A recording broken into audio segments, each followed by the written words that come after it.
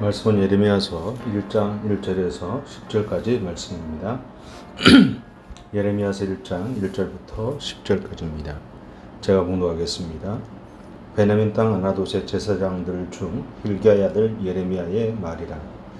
아몬의 아들 유다 왕 요시야가 다스린 지 13년에 여호와의 말씀이 예레미야에게 임하였고, 요시야의 아들 유다 왕 여호야김 시대부터 요시야의 아들 유다 왕 시드기야의 11년 말까지 곧 5월에 예루살렘이 사로잡혀 가기까지 임하니라.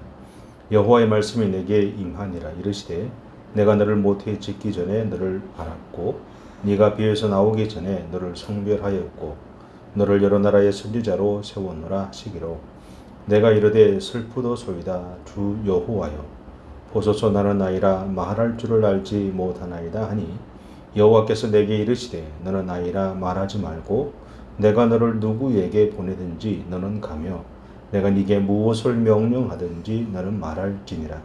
너는 그들 때문에 두려워하지 말라. 내가 너와 함께하여 너를 구원하리라. 나 여호와의 말이니라 하시고, 여호와께서 그의 손을 내밀어 내 입에 대시며 여호와께서 내게 이르시되 보라, 내가 내 말을 내 입에 두었노라.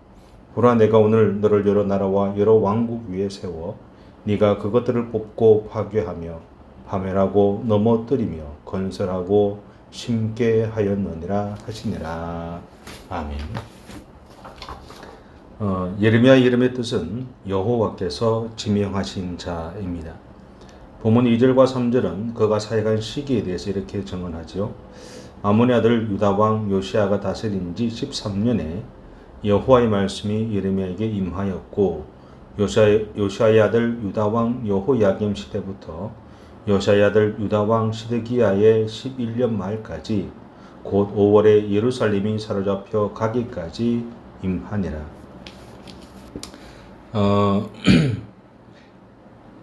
이것을 조금 더 구체적으로 보면 예레미야는 요시야 왕 13년부터 여호아하스 왕 90일 동안 왕이었죠. 여호아하스 왕, 그리고 여호야김 왕 11년, 그리고 여호야긴 왕, 이분은 이제 100일 왕이었죠. 그리고 시드기야 왕 11년까지 대략 한 40년 동안 남유다의 선지자로 섬겼음을 알 수 있습니다. 그런데 이렇게 보면 예레미야는 남유다의 역사에 있어서 멸망의 시기에 활동한 선지자임을 알 수 있죠. 하지만 이 예레미야는 나라의 멸망만을 이야기한 사람은 아니었습니다. 오히려 그들로 하여금 멸망의 길을 가게 했던 수많은 원인들에서 벗어나 다시 하나님의 구원하심을 받기를 기대하며 눈물로 기도했던 선지자였습니다. 특히 요시야 왕이 성전을 수리하던 중에 발견된 율법 책에 의해서 남유다 백성들의 삶에서 하나님을 찾기 위한 종교 계획을 시작하자 예레미야 또한 예루살렘의 거민들과 모든 유다 사람들에게 하나님의 말씀을 외쳤습니다. 하지만 요시야 왕이 죽은 이후에 그가 회복하고자 했던 율법, 그것은 그들의 삶에서 자리를 잡지 못하게 되죠. 그리고 백성들의 생활도 이전 상태로 돌아가 버리고 말았습니다. 바로 그때 예레미야 선지자는 첫째 형식적인 종교 생활을 했던 백성들을 향해서 꾸짖기 시작합니다.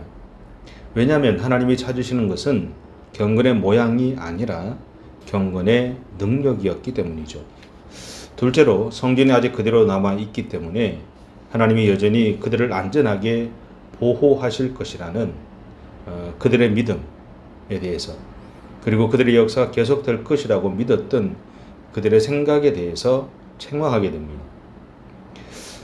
이러한 결과로 그는 늘 생명의 위협을 느끼며 살았던 사람이었습니다. 선지자의 삶을 보면 참 다양하죠. 저와 같은 목사도 보면 참 다양합니다. 목사의 삶이 평안한 사람도 있고, 참 어려운 사람도 있고, 수많은 일들을 겪는 사람도 있고, 별 어려움 없이 이렇게 살아가는 사람도 있습니다.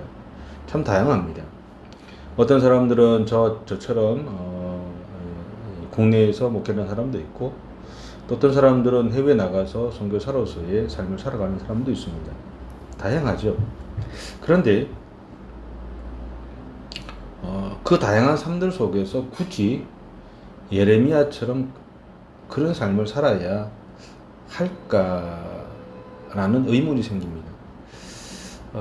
내 입장에서는, 그리고 내 가족의 입장에서는 그렇게 살지 않기를 원하죠. 그것이 어떻게 보면 당연한 모습이기도 합니다. 나만은, 또 내 가족만은 평안하기를 원하는 마음들이 우리 가운데 있기 때문이죠. 그런데 선지자는 나라는 개인 이전에 하나님에 의해 선택되어져서 붙잡혀진 사람을 말합니다. 이것은 내가 하나님의 입장도 생각하며 살아야 한다는 것을 의미하죠. 동시에 때로는 굳이 그런 삶을 살아야 한다는 겁니다. 예레미야에 대해서 본문 1절은 이렇게 증언합니다. 베냐민 땅 아나돗의 제사장들 중에서 hilkiya의 아들 예레미야. 이것을 토대로 해서 우리가 추측할 수 있는 것은 예레미야가 살던 곳이 베냐민 족속이 나누어 준 땅이라는 것입니다. 여호수아서 21장 17절과 18절을 보면 아나돗이라는 땅을 하나님이 베냐민 지파에게서 아론 자손에게 주었습니다. 또한 아나돗은 열왕기상 22장에서 제사장 엘리 가문의 마지막 대제사장이었던 아비아달이 다윗의 후계자로 아도니아를 세우고 왕으로 옹립하려는 업무에 가담했다는 이유로 솔로몬에 의해서 추방된 곳이기도 합니다. 예레미야는 바로 이곳 아나돗 출신이었습니다. 그리고 남유다의 역사의 마지막 부분과 회복의 시작을 위한 단초의 삶을 살았던 사람이었습니다. 어떻게 보면 아나돗이라는 땅은 아론의 가문에 주어졌던 축복의 땅, 또 다른 축복의 땅, 제사장 가문에게 주셨던 하나님의 축복의 땅인 동시에 또 다르게 생각해 보면 반역자에 대해서 그를 추방했던 또 저주의 땅이라고도 할 수 있겠죠. 예레미야는 축복과 저주가 공존했던, 그런 의미가 공존했던 이 아나돗 출신이었다는 것이고, 이것은 또 다른 의미로는 남유다의 역사의 마지막과 또 회복의 시작을 연결하는 역할이 그에게 주어졌음을 우리에게 말하고 있는 것이기도 합니다. 어쨌든 3절은 예레미야가 남유다의 역사가 멸망하는 시기에 활동했던 선지자였음을 주목하죠. 그는 자기의 눈으로 나라가 망하는 것을 보았습니다. 망하는 나라의 역사의 현장에 있다는 것은 참으로 힘든 일입니다. 에스더 왕비 시대에 하만에 의해서 모든 유대인들이 죽게 되었을 때 그 역사의 중앙에는 에스더 왕비와 모르드게가 있었습니다. 특히 에스더 왕비는 자기의 생명을 내걸고 이 문제를 해결하기 위해서 노력했던 사람이죠. 그렇다면 그 일을 감당했던 에스더 왕비나 모르드게는 어땠을까요? 참 힘들었을 겁니다. 죽을 만큼 고생했다라는 얘기하죠. 에스더 왕비는 정말 죽을 만큼 자기의 생명을 내걸고 죽음의 문턱까지 가는 그 결단을 하면서 자기의 동족의 생명을 보존하기 위해서 노력했고, 모르드게 또한 자기의 생명을 내걸고 동족의 아픔을 왕비에게 알렸고, 그 왕비가 그 일을 하도록 독려했던 모습들을 보게 됩니다. 물론 일이 잘 해결되어져서 불임절이라는 절기도 생기기는 했지만, 그때까지 그들이 겪어내야 했던 고통이나 불안함은 말로 표현할 수 없었을 것입니다. 그렇게 그들은 하나님만을 의지했던 것입니다. 마찬가지로 예레미야 선지자는 울 수밖에 없었습니다. 나라가 망하는데도 지도자나 백성도 그 원인을 모르고 계속적으로 하나님의 방법이 아니라 자기들의 욕망을 채우기 위해 살아가는 그들을 바라보면서 그가 할 수 있는 것은 무수히 많은 눈물을 흘리는 것밖에 없었습니다. 그래서 우리는 예레미야를 눈물의 선지자로 부르기도 합니다. 예레미야서 7장 23절부터 26절은 남유다 백성들을 향한 하나님의 마음과 더불어 그들을 향한 하나님의 오래 참으심에 대해서 보여주고 있습니다. 오직 내가 이것을 그들에게 명령하여 이르기를 너희는 내 목소리를 들으라. 그리하면 나는 너희 하나님이 되겠고 너희는 내 백성이 되리라. 너희는 내가 명령한 모든 길로 걸어가라. 그리하면 복을 받으리라 하였으나 그들이 순종하지 아니하며 귀를 기울이지도 아니하고 자신들의 악한 마음의 꾀와 완악한 대로 행하여 그 등을 내게로 돌리고 그 얼굴을 향하지 아니하였으며 너희 조상들이 애굽 땅에서 나온 날부터 오늘까지 내가 내 종 선지자들을 너희에게 보내되 끊임없이 보내었으나 너희가 나에게 순종하지 아니하며 귀를 기울이지 아니하고 목을 굳게 하여 너희 조상들보다 악을 더 행하였느니라. 그리고 예레미야서 22장 21절은 남유다 백성들의 태도의 단면을 명확하게 보여주는데요. 내가 평안할 때에 내가 네게 말하였으나 내 말이 나는 듣지 아니하리라 하였나니 내가 어려서부터 내 목소리를 충종하지 아니함이 내 습관이라. 여기서 예레미야는 하나님의 말씀을 듣지 않는 것이 그들에게는 하나의 습관처럼 되어 버렸다는 것을 밝히고 있습니다. 이것은 많은 선지자들이 그들에게 하나님의 말씀을 전해왔고 하나님의 놀라운 이적을 통해 지금까지 그들의 삶을 인도해 오셨지만 그들은 하나님의 말씀을 듣는 귀를 닫는 것이 습관화되어 버렸다는 말입니다. 여러분, 항상 부정적인 생각을 하는 사람은 부정적인 말을 하게 됩니다. 그리고 그런 사람에게는 긍정적인 상황도 부정적으로 보여지게 되죠. 그렇게 훈련되어졌기 때문입니다. 이것이 습관입니다. 그러나 로마서는 이렇게 선언합니다. 믿음은 들음에서 나고 들음은 그리스도의 말씀에서 난다. 하나님의 말씀을 듣는 귀가 닫혀버렸다라는 것은 이제 우리에게 더 이상 희망이 없다라는 말입니다. 믿음은 들음에서 난다 그랬는데, 그리고 그 들음은 그리스도의 말씀에서 난다 그랬는데, 그 하나님의 말씀을 듣는 귀가 닫혔다는 것은 더 이상 하나님의 말씀을 들을 수 없고, 그 들음을 통해서 우리 안에 하나님을 향해서 생기는 믿음이 생길 방법이 없다는 거죠. 희망이 없다는 것입니다. 그래서 예레미야는 하나님에게 이 백성을 불쌍히 여겨주시기를 눈물로 기도했던 것입니다. 그가 할 수 있는 것은 그렇게 기도하는 것밖에 없었습니다. 백성들을 향해서 아무리 이야기를 하고 말씀을 선포해도 그들은 그것을 알아듣지 못했기 때문입니다. 그래서 그는 위정자들과 백성들에게 하나님의 말씀을 듣지 않으면 하나님이 떠나신다라고까지 경고하죠. 그 결과 하나님이 우리에게서 떠나시게 되거나 우리를 세상의 손에 맡기시면 안 된다라고 눈물로 호소를 합니다. 하지만 그럼에도 백성들은 예레미야의 눈물의 기도를 그리고 그의 호소를 외면해 버리고 말죠. 그 대신 이미 그들에게 습관이 되어 있던 대로 하나님과 상관없는 삶을 살아가는 그 삶의 태도를 고수하게 됩니다. 바로 이러한 결과로 이스라엘의 왕정 역사는 금악을 내리게 되죠. 그들은 바빌론의 나라를 빼앗겼고요. 포로로 잡혀갑니다.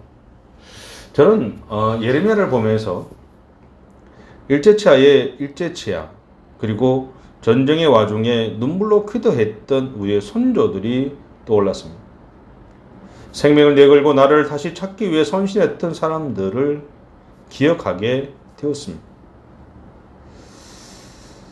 그런데 우리가 역사를 통해 분명히 알게 되는 것은 우리의 모든 삶은 하나님의 손에 달려있다는 것입니다. 나라의 흥망성쇠가 사람의 지혜나 능력이 아니라 하나님의 손에 있다는 것이죠. 그리고 하나님은 하나님의 사람들의 눈물의 기도를 기억하십니다. 예레미야서 31장 4절과 5절입니다. 처녀 이스라엘아, 내가 다시 너를 세우리니 네가 새 옷을 입을 것이요 네가 다시 소고를 들고 즐거워하는 자들과 함께 춤추며 나오리라. 네가 다시 사마리아 산들의 포도나무들을 심되 심는 자가 그 열매를 따기 시작하리라. 이것은 하나님이 이스라엘 백성들을 다시 회복시키시겠다는 약속이었습니다. 그리고 예레미야서 31장 33절에서 하나님은 이스라엘과 새로운 언약을 맺을 것임을 밝히고 있습니다. 그러나 그날 이후에 내가 이스라엘 집과 맺을 언약은 이러하니 곧 내가 나의 법을 그들의 속에 두며 그들의 마음에 기록하여 나는 그들의 하나님이 되고 그들은 내 백성이 될 것이라. 근데 여기서 말하는 이 언약, 새로운 언약은 바벨론에서 다시 돌아온 그들과 하나님이 세우실 때 그들의 조상들과 세웠던 그 언약의 연장선상에서 맺는 것이 아니다라는 거죠. 하나님이 기대하는 것은 포로에서 다시 돌아오는 사람들은 예전에 잘못된 습관에 사로잡혀서 하나님을 떠났던 세대가 아니라는 것입니다. 그래서 예전에 하나님의 말씀을 거부했던 그들의 앞세대와는 다른 그들이 하나님을 향해 가지고 있었던 그 믿음의 모습들을 기대를 했었고, 그것을 바탕으로 해서 하나님은 앞으로 그들이 하나님의 법을 떠나지 않고 철저히 하나님의 방법대로 하나님의 말씀대로 살아가기를 원했으며, 그것을 바탕으로 해서 그들이 그렇게 살아갈 수 있도록 돕겠다라는 것이죠. 다시 말하면 하나님이 새로운 세대와 세우시는 언약이라는 것은 이전 세대와 세웠던 언약의 연장선상이 아니라 다시 하나님만을 바라보고 살아가고자 하는 그들과 세우는 새로운 언약이다라는 거예요. 새로운 약속이 된다라는 것이죠. 그런데 이 새로운 약속은 그들이 이전 세대와 바벨론에 의해서 멸망되기 전에 세대의 모습들을 그들이 더 이상 드러내지 않고 이제는 정말 하나님을 바라보면서 하나님 중심의 삶을 살아가는 그들을 기대하면서 하나님이 세우시는 것이고, 또 그 언약 속에는 그들이 그렇게 살아가는 그들의 모습들이 전제되어 있다는 것을 의미합니다. 이것은 아담과 하와의 죄로 인해서 하나님과 단절되어져 버렸던 우리가 예수 그리스도를 통해서 하나님과의 관계를 다시 회복하고 하나님의 자녀의 권세를 가지고 살고 있는 것처럼, 오늘 포로로 잡혀갔던 이들을 다시 예루살렘으로 돌아오게 해서 그들을 진정한 하나님의 백성으로 삼으시겠다는 하나님의 선언이기도 했습니다. 이러한 하나님의 선언의 중심에 예레미야가 있었음을 우리는 기억해야 합니다. 여러분, 나 한 사람이 하나님 앞에 바로 서 있음으로 인해 민족을 회복하게 했던 놀라운 그 일은 오늘 나를 통해서도 하나님은 이루어 가십니다. 그래서 하나님은 오늘 제2, 제3의 예레미야를 찾으시고 내가 바로 그 제2, 제3의 예레미야가 되기를 원하신다는 것입니다. 여러분에게 주어진 한 주간의 삶, 또 여러분에게 주어진 앞으로의 미래의 삶들 속에서 기억하셔야 될 것은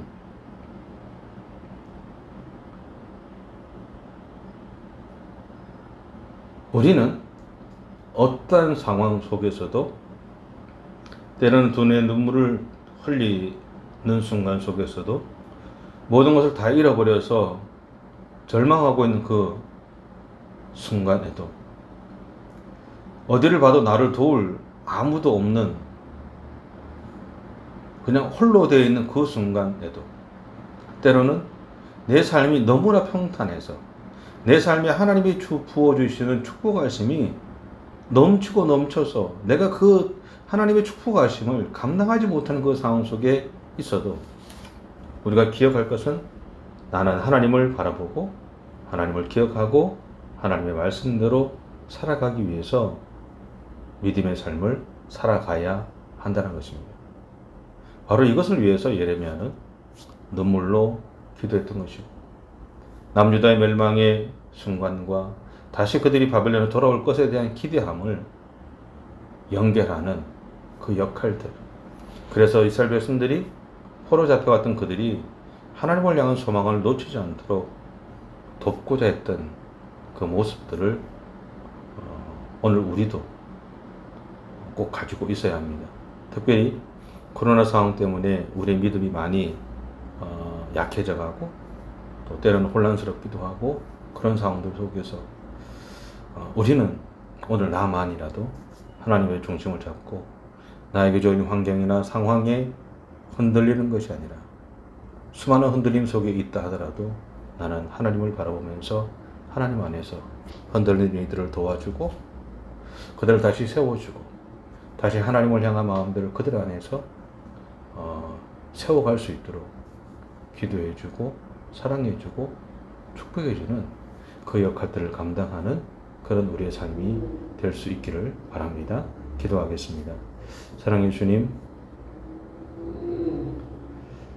하나님이 맡기셔서 하나님의 사명을 감당했지만 그 안에 백성들을 바라보면서 주체할 수 없는 눈물이 흘러서 견딜 수 없어 그 아픔을 껴안고 하나님 앞에 부르짖고 도움을 요청했고 백성들을 향해 눈물로 옥석했던 예레미야처럼 비록 그리고 백성들이 그의 말을 외면했다 하더라도 포기하지 않고 그들을 포기하지 않던 하나님의 마음을 알기에 다시 그들을 향해서 내가 비록 포로로 잡혀간다 할지라도 다시 하나님의 뇌를 회복시키실 것이라는 그런 하나님의 약속들을 전달하며 백성들이 하나님 앞에 온전히 설 수 있도록 격려했던 그런 예레미야처럼 하나님 오늘도 우리를 향해서 우리들의 삶들 속에서 제2의 제3의 예레미야와 같은 하나님의 사랑을